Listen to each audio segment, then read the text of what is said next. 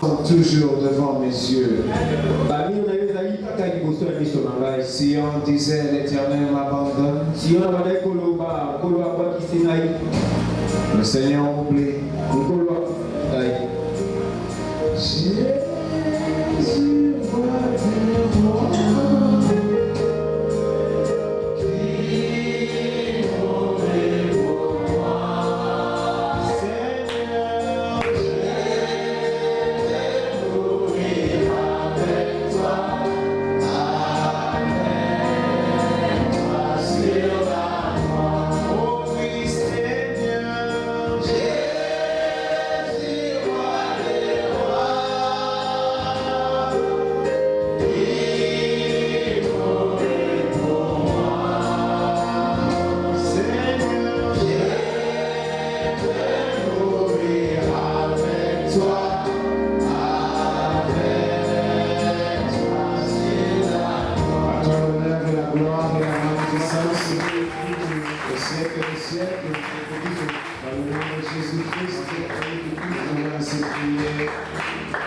Amen. Amen. On va prendre nos Bibles. Oui, vous avez bien la vision.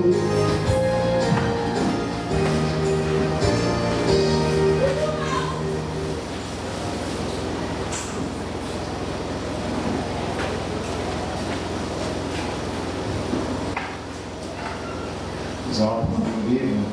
Vous avez bien la vision.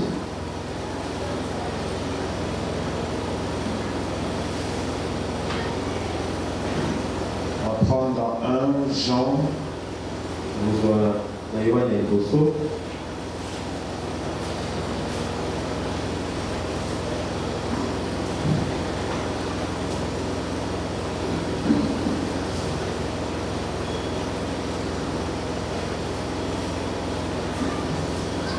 excusez-moi, je vais chercher dans 1 Jean.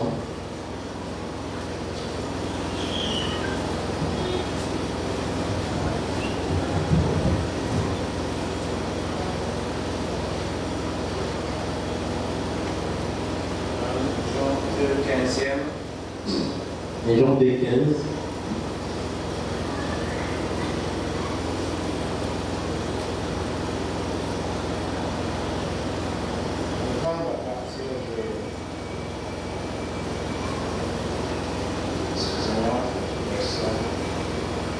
À partir du 12e. 1er Jean. 2e. C'est-à-dire 2e chapitre, c'est fini à partir du 2e verset.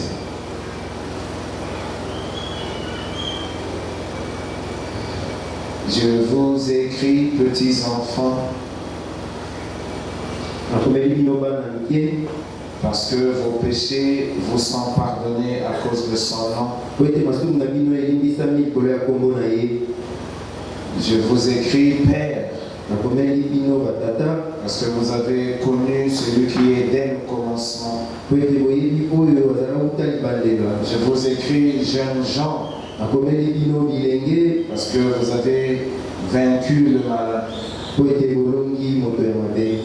Je vous ai écrit, petits enfants, parce que vous avez connu le Père. Je vous ai écrit, Père, parce que vous avez connu celui qui est dès le commencement. Je vous ai écrit, jeunes gens, parce que vous êtes forts et que la parole de Dieu demeure en vous et que vous avez vaincu le mal. N'aimez point le monde ni les choses qui sont dans le monde. Si quelqu'un aime le monde, l'amour du Père n'est point en lui. Car tout ce qui est dans le monde, la convoitise de la chair, la convoitise des yeux et l'orgueil de la vie ne vient point du Père, mais vient du monde. Et le monde passe et sa convoitise aussi. Mais celui qui fait la volonté de Dieu demeure éternellement. Que le Seigneur bénisse en lecture sa parole. Pouvez vous mettre la parole.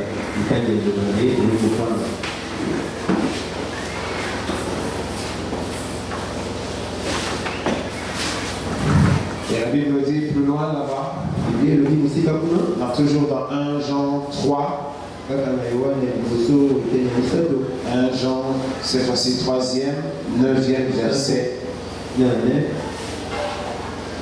Quiconque est né de Dieu ne pratique pas le péché. Parce que la sémence de Dieu demeure en lui. Il ne peut pécher parce qu'il est né de Dieu. C'est par là que se font reconnaître les enfants de Dieu et les enfants du diable. Quiconque ne pratique pas la justice n'est pas de Dieu.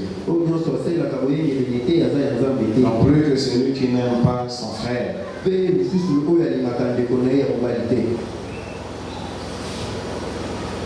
L'idée était d'essayer un peu de... Je voulais parler un peu de la croissance de l'Église. Parce que nous voulons nous rassurer dans le Seigneur que nous sommes effectivement dans sa volonté. Parce que quand il nous appelle à ce contrat avec lui, nous découvrons selon la révélation que le Seigneur a un programme à accomplir.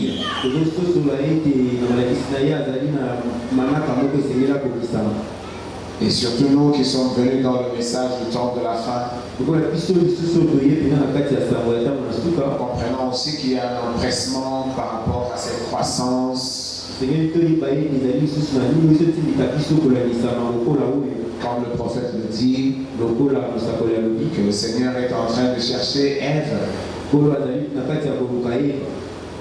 en ce temps mauvais du temps de la fin, en ce temps de la grande séduction, afin de pouvoir confondre l'ennemi et crier victoire ensemble avec Jésus-Christ. Parce que le plan de la rédemption se joue dans une situation de guerre et de combat permanent.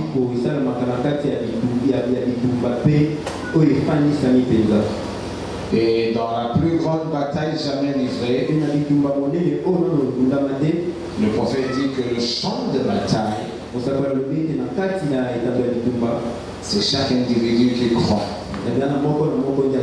Il constitue pour ce plan de la rédemption ce champ de bataille où deux forces se rencontrent et se battent. C'est la force de Dieu et la force de Satan. Or maintenant, le Créateur nous a donné le libre arbitre. C'est à nous de choisir afin de rendre réel ce combat. Le chrétien rend réel ce combat par son propre oui et son propre non. Quand il déclare qui il veut servir effectivement. Le mal ou le bien. Ça se résout dans ces quelques petits mots. Le mal et le bien. Alors, comme je l'ai dit, je voudrais seulement qu'on se rassure les uns des autres, qu'on parle une exhortation, afin qu'on sache si on est vraiment dans le bon ou pas. Et puis aussi permettre à l'Église de comprendre sa marche, comment il évolue avec Dieu.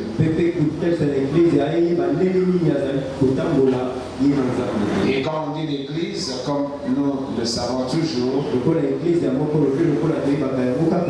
n'est pas le groupe, mais c'est l'individu qui croit. Le Seigneur Jésus-Christ, comme le prophète le dit,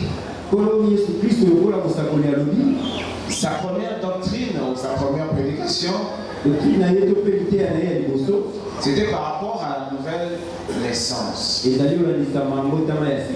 Quand Nicodème était allé le voir, parce qu'il voulait un peu entendre des choses venant de cet homme étrange que eux tous reconnaissaient. Eux tous, c'est-à-dire les pharisiens et autres, ils reconnaissaient que Jésus-Christ était particulier et ils ne le comprenaient pas dans le fond. Mais ils savaient néanmoins qu'il devait venir de Dieu. D'ailleurs, c'est le témoignage de Nicodème. Mais voici la prédication impressionne ce grand théologien. C'est une prédication ou une exhortation ou une doctrine qu'il n'a jamais entendue avant. Ils ne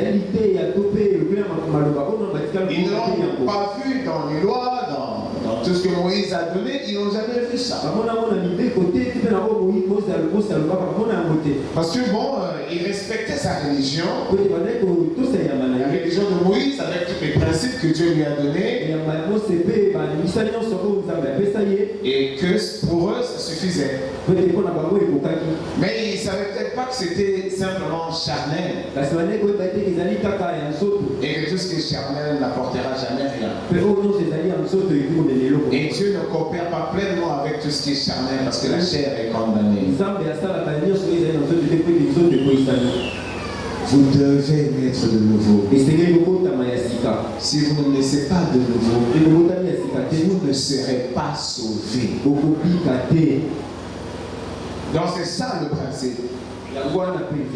Lui qui allait tout le temps au temple, lui qui méditait tout le temps la parole de Dieu, lui qui était physiquement, charnellement sanctifié, lui qui aimait aussi le Seigneur parce qu'il le servait.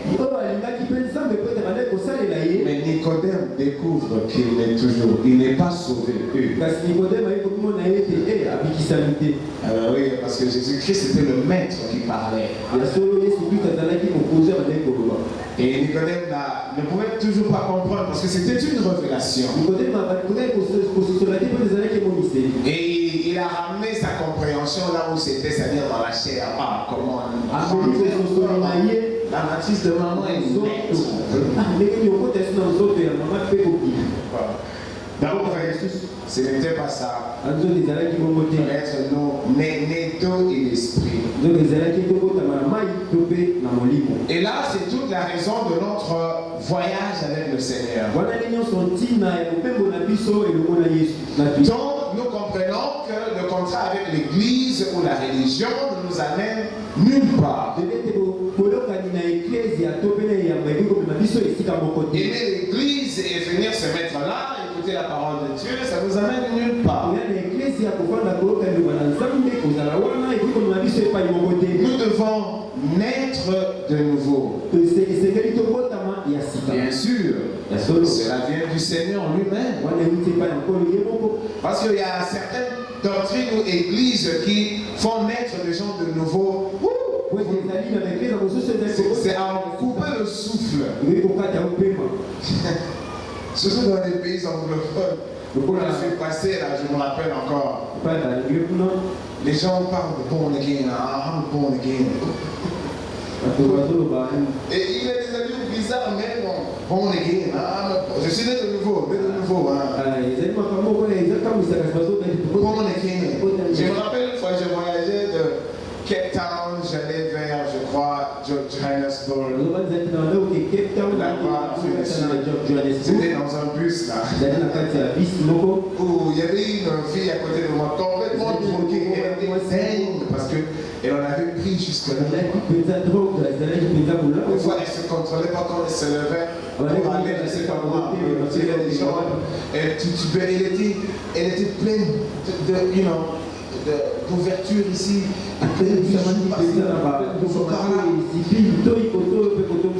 Elle avait les cheveux coupés d'une certaine façon là. Complètement camée.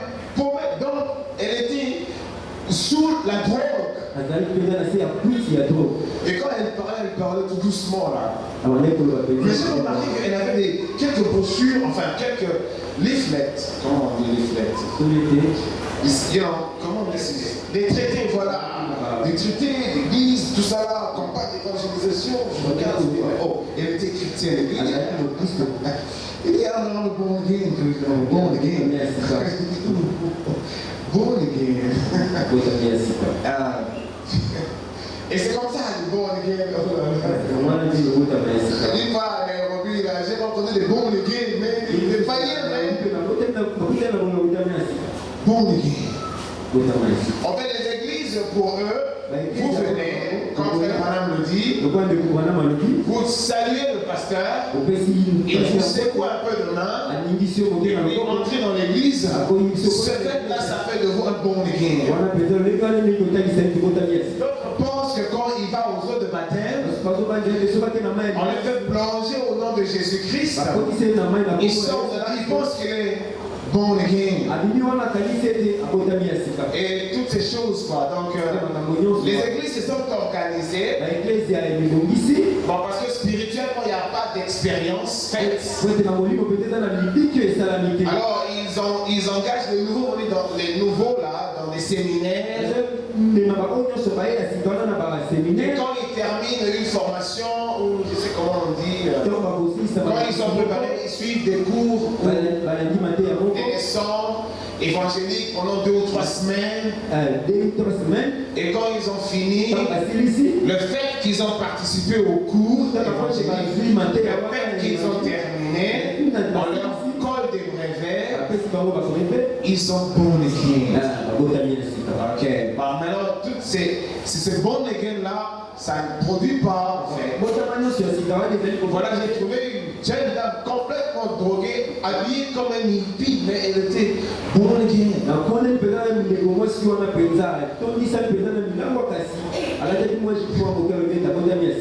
elle était en pantalon là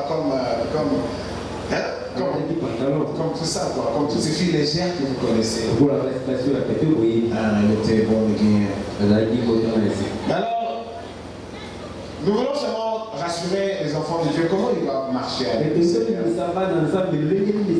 Quand on parle de la nouvelle naissance, parce que ce voyage commence là. Et maintenant, la nouvelle naissance, c'est entre toi et Dieu.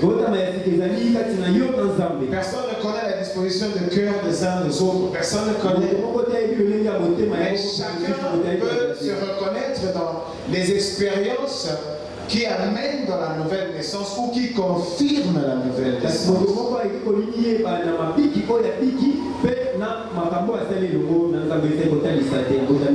Maintenant, il y a vraiment un problème.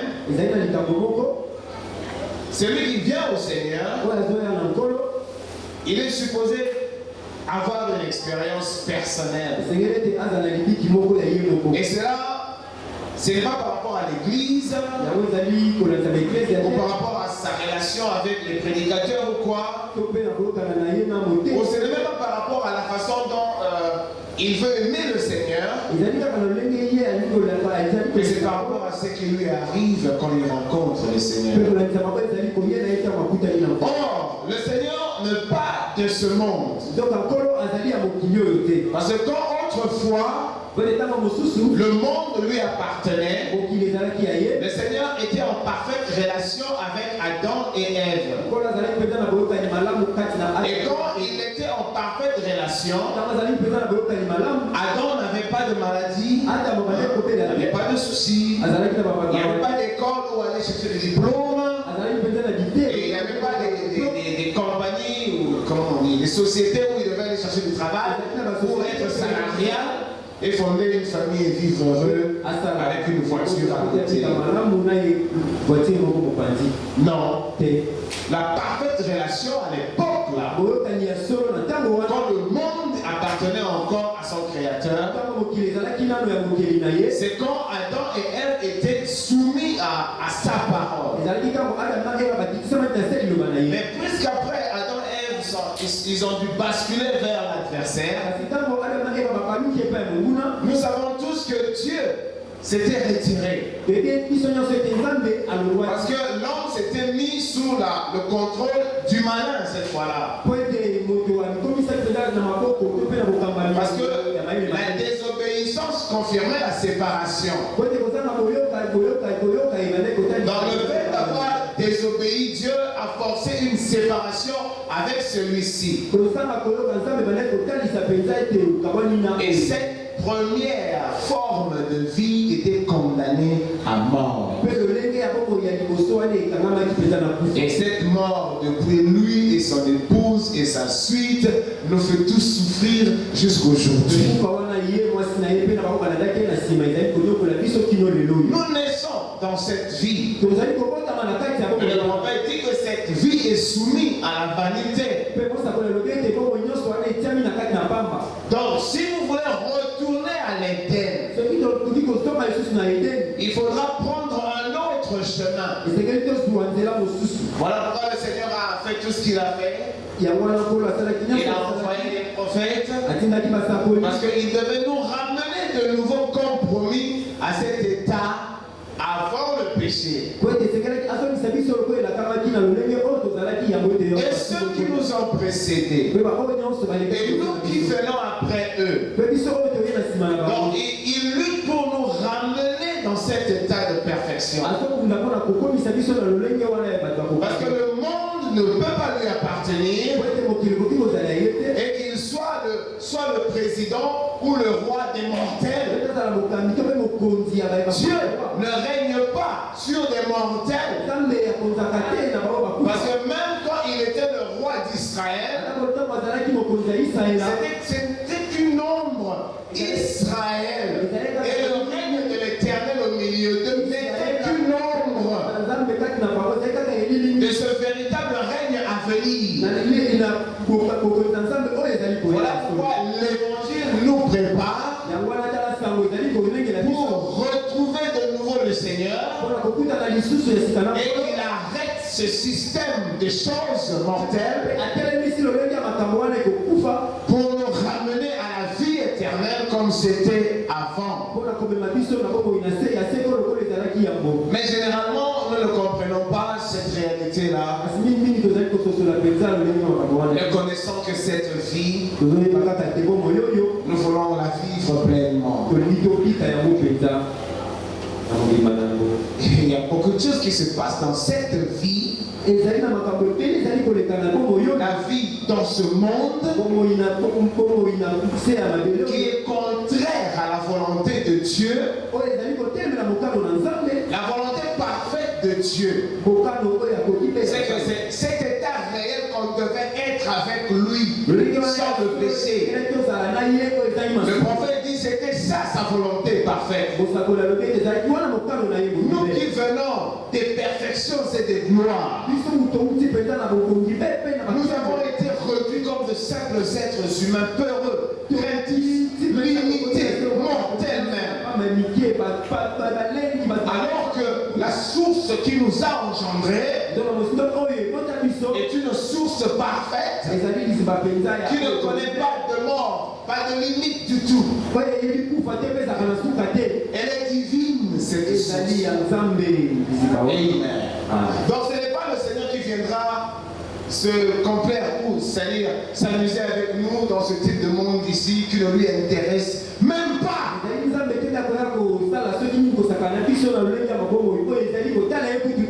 Les autres ne comprennent pas ça. Que Dieu s'est désintéressé de cette terre.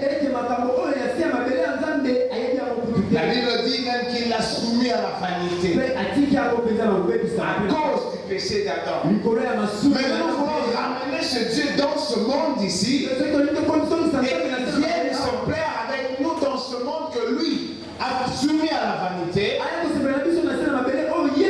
qui est dans le total contrôle de Satan. Parce que le monde ici appartient à Satan.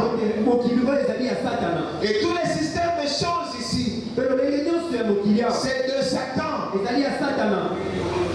C'est la Bible qui le dit bien. D'ailleurs, nous avons lu ici, non? La Bible nous dit nous exhorte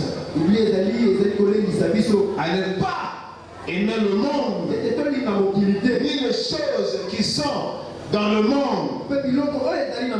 Le système, comme la Bible dit, les manières vaines de vivre de nos parents. Oh, c'est bien dit. Les manières vaines de vivre de nos grands-parents. Les manières vaines de vivre de nos ancêtres. Parce que ça appartient à Satan. Et il se trouve que nous sommes entourés de tout cela. C'est là le combat du croyant. Parce que Dieu veut te faire sortir de ces choses. Parce que quand on se mélange avec ces choses, il est même inutile ce corps. Ce corps qui est autrefois glorieux à cause de la présence de la Shekinah, là l'Éden, quand Dieu descendait chaque soir. Aujourd'hui, quand les scientifiques font des calculs minéraux en nous, ils disent nous ne valons même pas $1.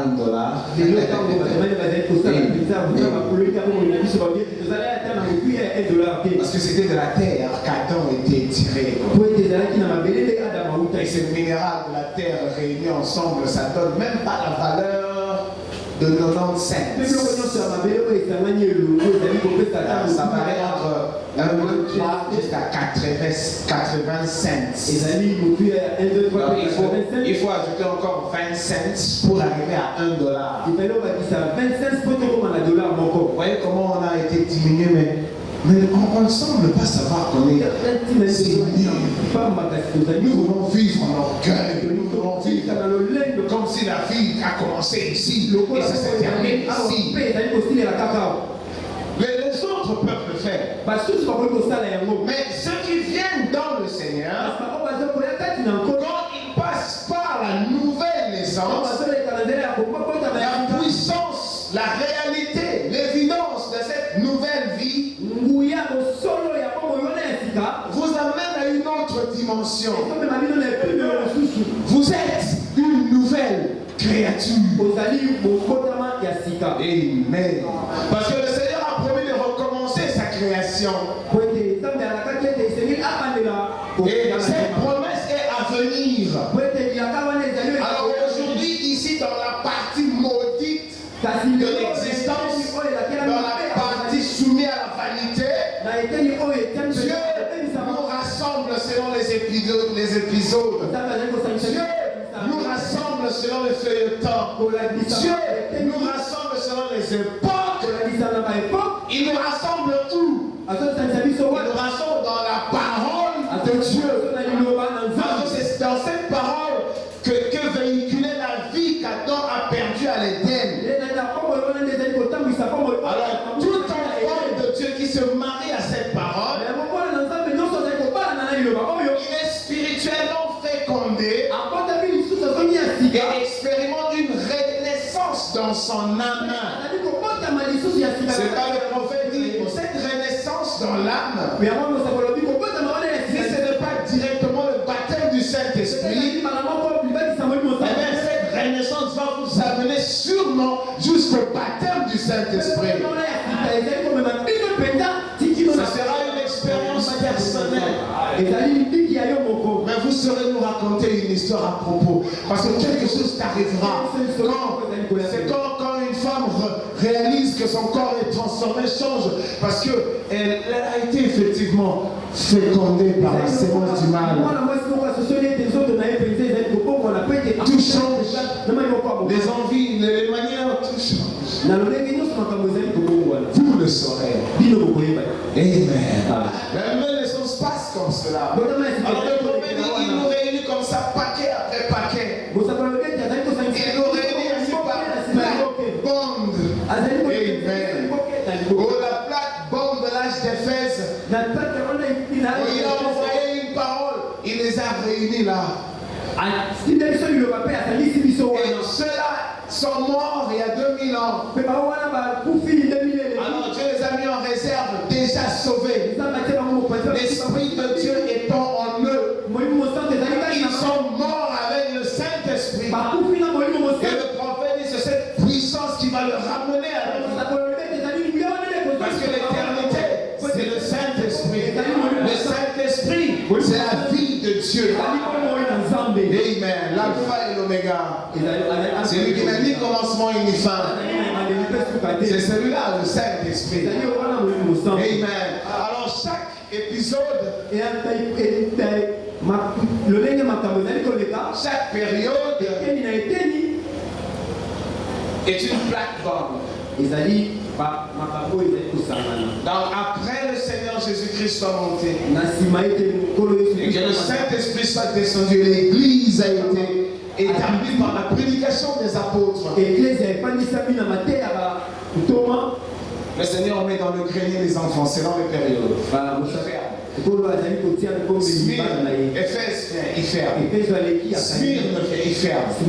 Pergame, Thyatire, jusqu'à nous ici.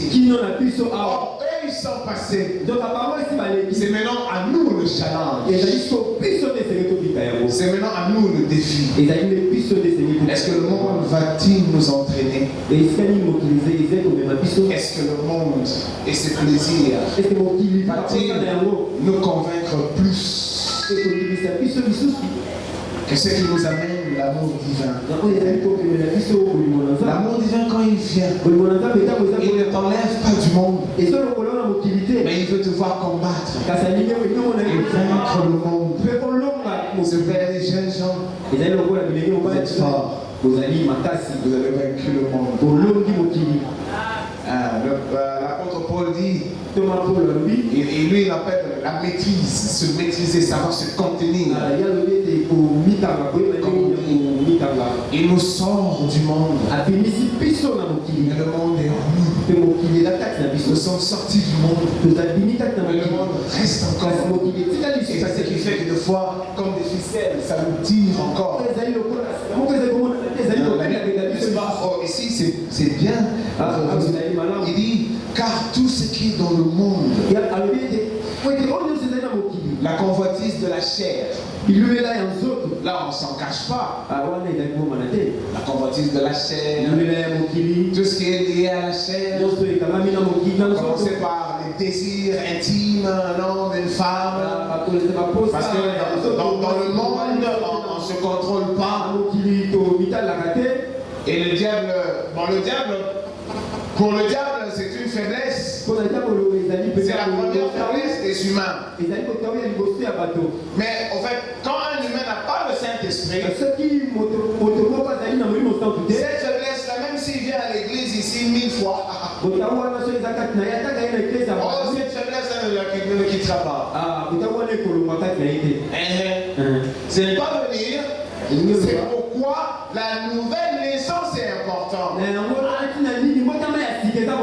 Parce que la nouvelle naissance, en fait, ça te ramène la vie de Christ. Parce que vous êtes une nouvelle créature en Christ. Et Christ est doux. Il est céleste. C'est la Bible qui le dit. Que le deuxième Adam, le second Adam, n'est pas de la terre comme le premier. Le deuxième est céleste. Alors nous naissons en lui parce que avec l'église, Christ produit des enfants pour Dieu. Et ces enfants-là, c'est pas pour qu'ils apprécient ce système de choses.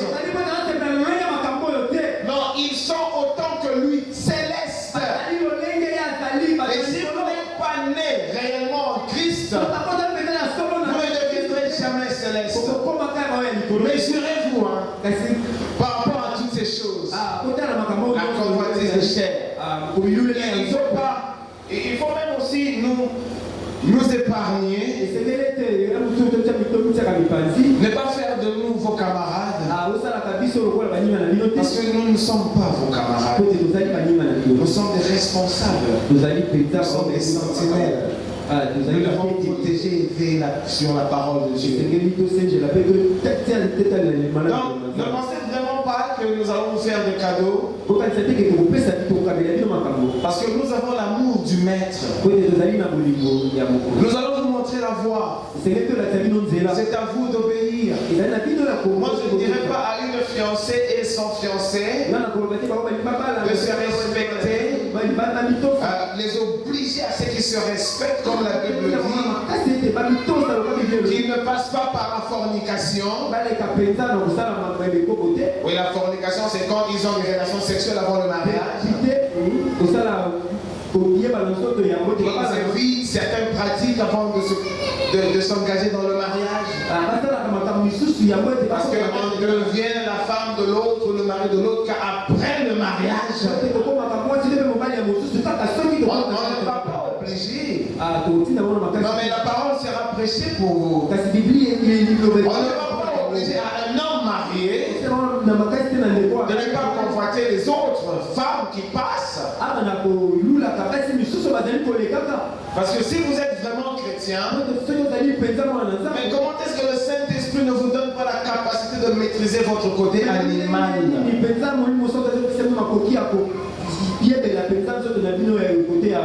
Ne faites pas ça. Le Seigneur vous a appelé pour avancer avec lui. Ne traînez pas dans le mal pensant qu'il est mort pour vous et vous aide. Quand vous traînez encore dans ces choses, vous qui avez connu la lumière, c'est un très mauvais signe spirituellement. Et vous portez de l'opprobre sur la sainteté de cette chose glorieuse. Parce que quand vous témoignez que vous êtes chrétien, quand vous témoignez que vous êtes né de Dieu, mais quand certains parmi votre entourage immédiat, ou lointain, au lieu de votre service, ou en famille, ou au quartier, quand les gens apprendront, vous remarqueront que vous courez encore les jupons. Vous êtes par exemple marié. Eh bien, ils vont se moquer de cette parole. Ils vont dire, oh, voilà celui-là. Il nous impressionne, il va à l'église, mais il ne cesse de courir. Donc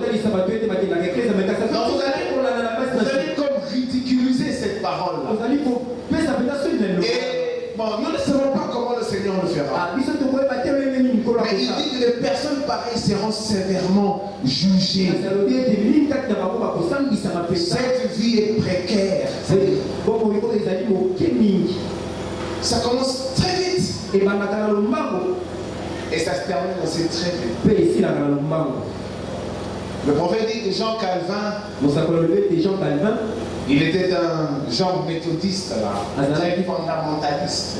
Jean Calvin c'était un des réformistes. Ces protestants là qui sont sortis de l'église catholique. Alors lui, il ne croyait pas que quelqu'un qui vit sa vie dans l'impudicité, dans toutes ces choses, quand il est près de la mort, il cherche le Seigneur, la doctrine de Jean Calvin disait cet homme-là est hypocrite, il n'entrera pas. C'est grave. La Bible dit, quelque part là, comme les gens aiment, ils prennent la parole pour leur condamnation. Ça va être Ecclésiaste 12. Que j'aime Jean. Jouis de tout le bonheur de la vie.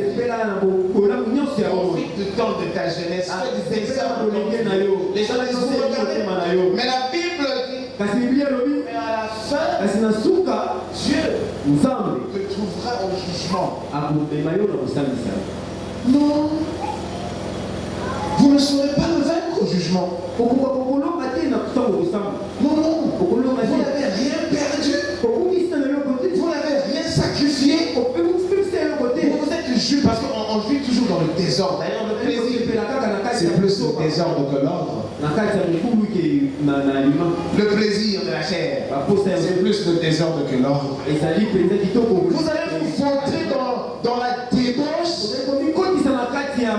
et vous attendre à apparaître au jugement. La Bible dit que nous ne serons pas jugés. Parce que si Dieu nous juge, nous sommes perdus. Qui peut tenir devant sa sainteté? Même ce prédicateur, j'oublie toujours son nom, qui a prêché toute sa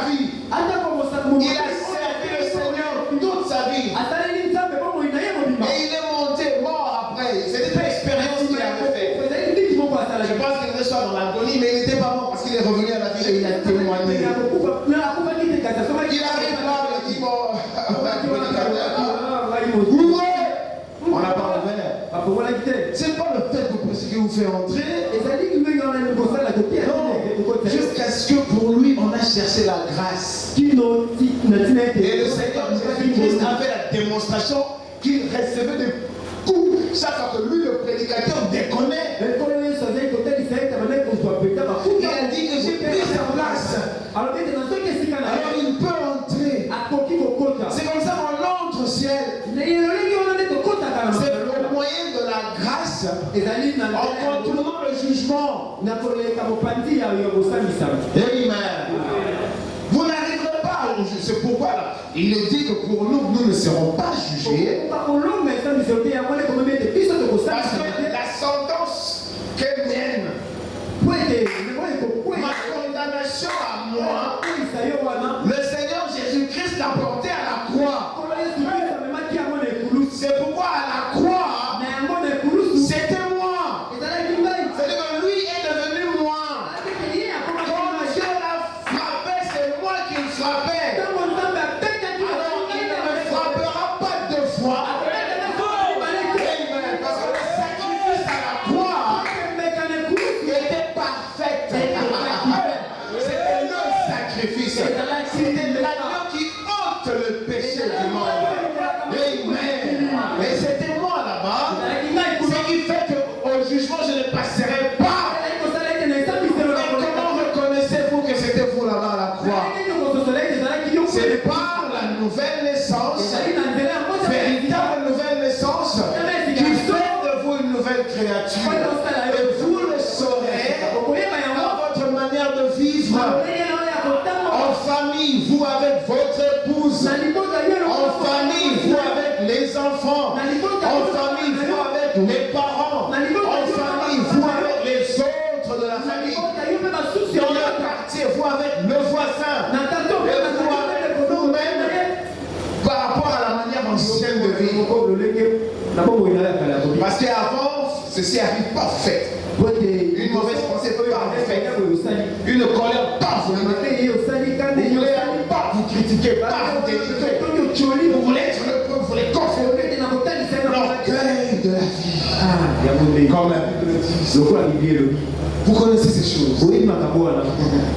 Or, quand la vie du sacrifice arrive à vous, alors il vous amène les qualités de Jésus. Il n'est pas terrestre. Le second Adam, il est céleste. Et tout ce qui vient du céleste est parfait. Parce que celui-là, il possède. C'est quoi la convoitise pour lui? Qu'est-ce qu'il va désirer ici? Qu'est-ce que Christ qui est venu de gloire? Lui qui a laissé des gloires. Qu'est-ce qu'il pouvait? Parce que Satan l'a amené sur la montagne afin qu'il voie très bien toutes ces glorieuses villes. Parce qu'il construisait de très belles villes à l'époque. Il dit, tu vois tout ça là. Je te donnerai. Voilà, lui il venait de l'auteur de la création. Qu'est-ce qu'il a à voir avec tout ça? Tout ce dont il a besoin, il possède. Est-ce qu'il va jalouser? Est-ce qu'il va critiquer quelqu'un? Est-ce qu'il va y haïr son voisin? Est-ce qu'il va porter envie contre ou sur? Non, il possède tout. Or, selon le programme, nous sommes dans une situation d'attente. Nous sommes comme une équipe qui est dans le vestiaire, qui n'est pas encore sortie sur terrain. Ne commencez pas à jouer le football dans le vestiaire. On croit que vous êtes fous. Vous devez attendre le temps de sortir. Alors pour ce qui est de ceux qui appartiennent à Dieu, le temps de leur gloire est en Christ. Alors Christ n'étant pas encore de retour comme promis, nous couvons dans le combat jusqu'à ce que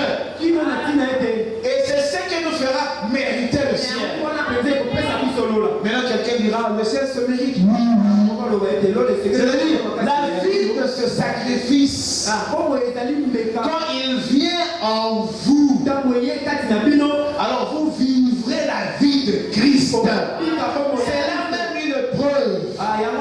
Quand vous changez de goût, parce que la femme a conçu, elle est conçue, le goût doit changer. La parole vous a ensemencé. Vous continuez à regarder ces histoires à la télé. Vous continuez avec la pornographie et ces choses. Vous continuez avec ces mauvais livres ou magazines que vous lisez. Vous continuez dans les mauvaises combines et compagnies. Vous continuez parce que vous voulez à tout prix gagner cette vie ici qui est soumise à la vanité. Alors cette vie-là n'est pas encore arrivée vers vous. Oh, l'esprit du Seigneur ne témoignera jamais à votre esprit que vous lui appartenez. Et vous le savez. Mais ce n'est pas bon, le prophète dit. Il vaut mieux rester dans le monde au lieu de venir ici. On est hypocrite. Ne faites pas de nouveaux camarades. Nous ne le deviendrons jamais. Oh, gentil, nous le sommes. Mais quand il arrivera d'appliquer la parole, parce que moi je ne veux pas le dire à cause de vos déviations. Nous vous dirons toujours la vérité. Ce sera à votre âme de juger là où vous pouvez. Si effectivement Christ la nouvelle naissance. Et comme on avait vu le dimanche avec le pasteur, et dès que vous y entrez, vous allez de progrès en progrès. Vous irez de révélation en révélation. Vous allez de gloire en gloire. Oh, quelqu'un peut peut-être dévier, il a dévié. Mais là, dans votre déviation, non, vous ne serez pas tranquille. Vous chercherez toujours à retourner. Parce que cette vie-là vous châtuera tout le temps jusqu'à ce que vous vous ramenez là. Mais quand ça vous chatue, vous ne retournez pas. Il y a quelque chose de faux en vous. Vous devez arrêter. Vous devez prendre votre décision. Le prophète dit, ah non, si le Seigneur peut me dire, le Seigneur si grand. Si le Seigneur peut arrêter à lire les gens. Le prophète dit non, c'est vous qui devez décider. Il fait allusion à Apocalypse 19. Amen. Il a dit, j'aime beaucoup ça. Parce que moi j'attends tellement ce moment-là. Prenez avec moi Apocalypse 19. Je ne voudrais pas bâcler, c'est pourquoi je... La Bible dit, 19, 7. Alléluia. Réjouissons-nous et soyons dans l'allégresse. Vous savez, nous autres, je vois que vous lisez, c'est bon. Réjouissons-nous et soyons dans l'allégresse et donnons-lui gloire. Car les noces de l'agneau sont venues. Les noces de l'agneau, fête de mariage. Oh, les chrétiens attendent ça. Les noces de l'agneau sont venues finalement. Fini le combat, fini toutes ces choses. Et son épouse s'est préparée. S'est préparée, vous voyez, c'est personnel. C'est pas qu'on l'a préparée. Ce n'est pas passif, c'est actif.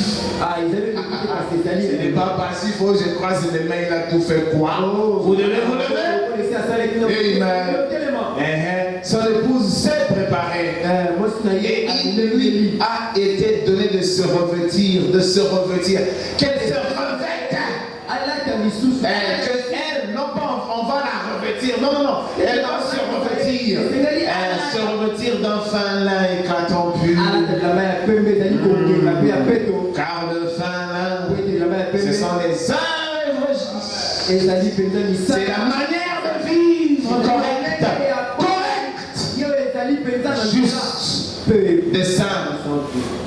Écoutez, et l'ange me dit, oh ça c'est une belle phrase, écrit, heureux, oh béni soit le Seigneur, heureux ceux qui sont appelés au festin. Verset 1, on ne peut pas sentir tout l'honneur et la gloire et le bonheur que contient cette déclaration ici. Nous aimons les fêtes, nous aimons les cérémonies, on se précipite, on veut tellement des fêtes pour se faire valoir et tout ça, pour se réjouir un peu, danser, crier, sauter, mettre le plus bel habit qu'on a. Tout ça, nous aimons les fêtes et tout ça. Mais voici la chose.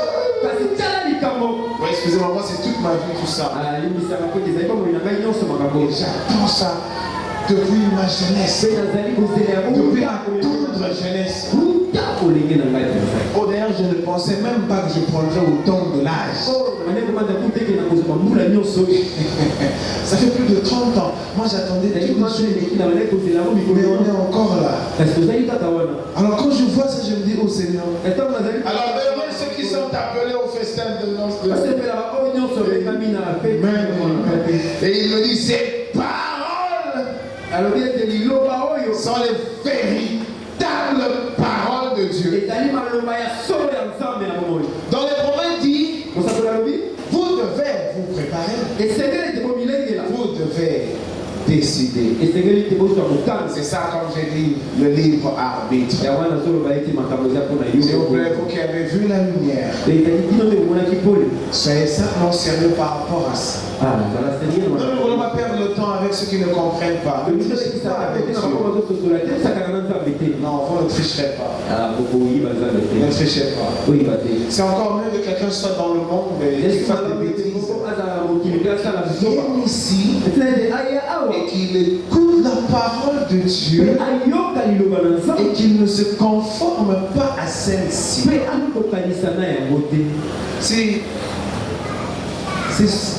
C'est stupide. Peut-être aujourd'hui, c'est nous qui apparaissons vraiment stupides. Non, pas ça. Aujourd'hui, sûrement que nous apparaissons stupides. Mais nous ne ferons que notre travail.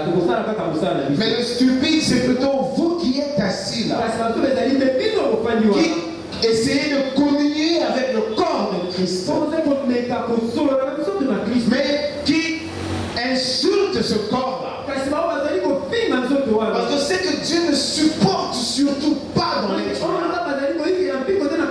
C'est la désobéissance. Désobéissez au président.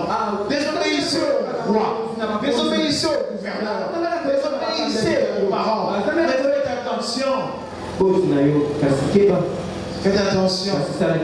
Ne marchez pas avec des chaussures cloutées. Cloutées. Là où les anges cloutés. Là où les anges n'osent même pas passer. Parce que le Seigneur est là. Le prophète dit, le 99% là, que le diable a respecté, mais en ajoutant seulement un petit rien. Et quand l'homme a dit, oh oui, il dit, c'est la raison pour laquelle il y a des ambulances ici. Oh, je viens de là. Je vais là-bas, tout le temps c'est l'ambulance. L'ambulance qui est passée à gauche, l'ambulance qui passe. Voilà, c'est à cause de ça qu'il y a des hôpitaux. C'est à cause de cette désobéissance. Aujourd'hui, ceux qui sont avancés en âge, on perd chaque jour. Parce que une maladie fatale peut se déclarer dans son corps. C'est pourquoi aujourd'hui les humains ne s'aiment pas. C'est pourquoi aujourd'hui on peut s'entretuer, le sang coule, mais on veut encore tuer davantage. Ça ne dit rien à l'humain. C'est à cause de cette désobéissance. Tu as lâché Adam, tu as lâché Ève, et la vanité est entrée. Les maladies nous frappent. les pestes, les épidémies, les tremblements de terre, la mort, toutes ces choses. Nous vivons dans la peur, dans le froid. Peut-être les enfants ne comprennent pas encore.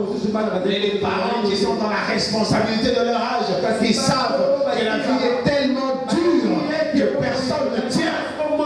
Même dans le pays développé, il n'y a que des suicides et des suicides. Apparemment, c'est comme s'ils vivent bien, mais ils sont remplis bourrés de dettes. Et là où on prend facilement des dettes, on coince encore plus facilement. Les gens se tuent là-bas, on se donne la mort à cause surtout des dettes.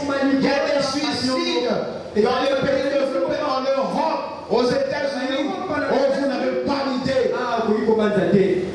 Parce que souvent les gens pensent que là-bas c'est le paradis.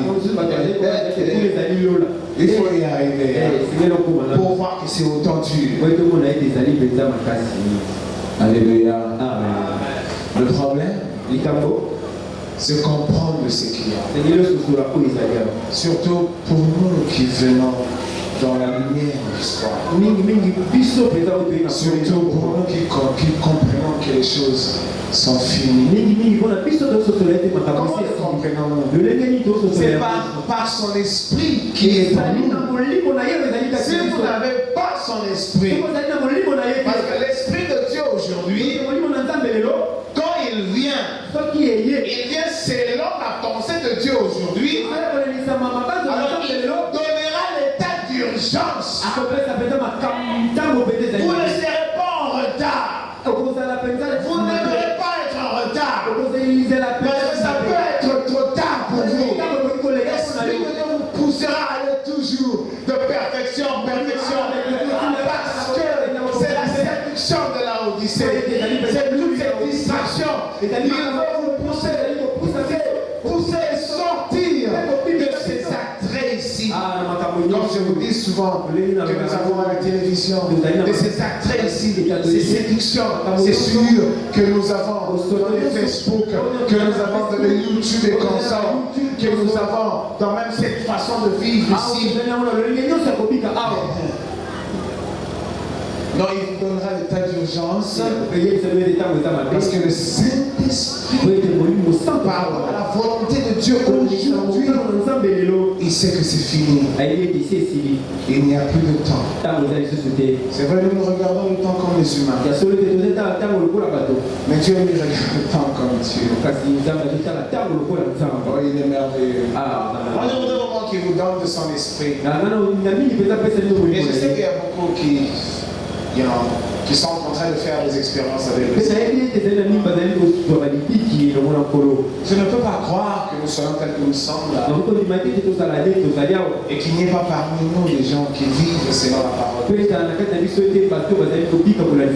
Parce que la victoire ne vient pas de toi, pas de moi. La victoire ne vient même pas de la prédication prêchée. Parce que beaucoup écoutent la prédication prêchée. Ça passe. C'est la prédication. Ça ne vient pas de la prédication. Ça vient de ton intimité. Qui confirme cette prédication dans ta vie. Et il te fera sortir de là. Parce que quand vous entrez en Christ là, il n'y a pas de jeunes filles. Il n'y a pas de jeunes garçons. Il n'y a pas de hommes mariés. Qui se recherchent, qui luttent. Ils se luttent avec toutes ces convoitises. Non. Ils sont en Christ. Ils sont morts à accomplir ces choses. Moi je trouve ça merveilleux. Parce qu'on ne peut quand même pas comprendre pourquoi on a vu dans le désordre. Pourquoi on a vu dans le désordre? Pourquoi on ne peut pas se respecter? Pourquoi être dans le dérèglement? Pourquoi pas la règle? Pourquoi pas être dans la réglementation, vivre dans l'ordre? Nous ne sommes pas des animaux. Non, nous sommes des êtres êtres humains.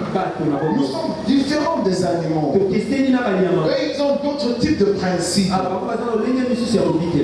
Nous, la Bible nous interdit les déviations. Et la Bible a raison quand même. Que le mari respecte sa femme.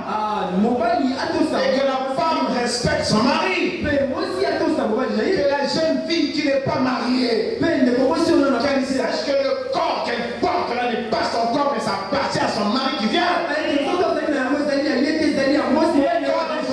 Passer par là. Et Seigneur, le prophète est passé par là. C'est à elle, comme le prophète dit, de dire non, va-t'en, tu es voyou. Non, il n'y a plus de jeunes filles là dans le Seigneur. Ou de jeunes gens. Oh non, il est jeune, il ne sait pas se contenir. Vous êtes des sorcières. Allez aux sorcières la nuit. Laissez-nous en paix. Quelle jeune fille, quelle jeune. Non, soyons comme le monde qu'on comprenne cela. Mais pas quand vous venez dans le Seigneur. La puissance de la résurrection de Jésus-Christ par le Saint-Esprit.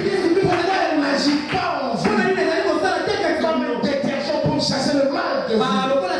Parce que la Bible dit qu'en Christ, il n'y a pas d'âge. Il n'y a que celui qui est né là-dedans. Non pas toi, mais la grâce de Dieu. Mais puisque cette grâce est là, nous sommes plus que capables. Question seulement de l'aimer. Comme je vous dis souvent, il faut seulement l'aimer. Vous prenez encore la bière, aime le Seigneur. Cet amour du Seigneur vous fera un jour, vous prenez la bière, ça vous donnera plutôt envie de vomir. Cet amour-là, dans les copains, copines, ça vous donnera des attitudes. Quand vous voyez les velléités de copines, ça vous énerve. Vous trouvez que c'est faux, parce que ça ne glorifie pas les gloires. C'est de la tricherie, c'est de la sueur. On ne force pas ça. C'est naturel. Amen. S'ouvrir au Seigneur, être sincère, et qu'il t'accorde cette nouvelle naissance. S'ouvrir au Seigneur et vraiment le vouloir, et qu'il vous accorde cette nouvelle naissance. Applaudissez pour le Seigneur. On va se lever.